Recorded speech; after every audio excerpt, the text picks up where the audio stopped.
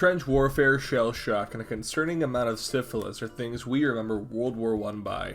Don't worry, it gets even more fun from there. Put your big boy pants on, snuggle up to your deformed dog breed, because here's an episode of My Favorite Wars. I'm sorry to say, but World War I in history class is fucking boring. Something about racist presidents and trench foot. What I'm about to crap down the back of your new shirt is a big, steamy, stinky pile of knowledge they did not teach you in school.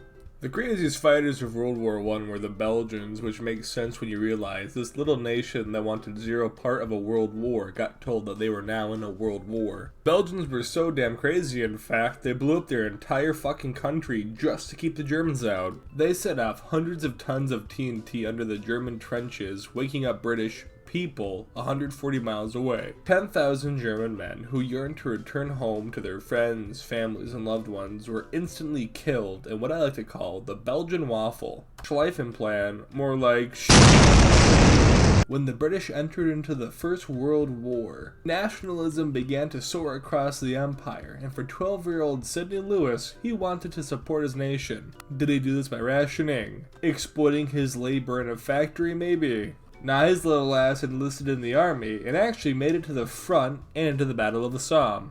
This battle is also known as the deadliest battle of the war. In the end, his mother actually had to send his birth certificate to prove that he was indeed a 12-year-old to get sent back home. I like to imagine that British officer just thought they had hired an extremely malnourished private. The two most defining things for Canadians is maple syrup and war crimes. The beginning of World War I was fairly lighthearted between soldiers, and the bloodthirsty, demonic Canadians were having none of it.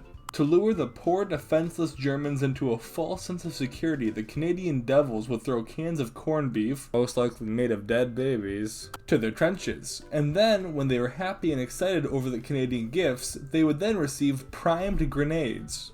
And when the Germans poked their heads up to wish a Merry Christmas to the Canadians, they were promptly and brutally gunned down by order of the Canadian sergeant. Overall, the lesson to learn today is to never trust a Belgian waffle, a young British man, or Canadian baby meat. Thanks for watching.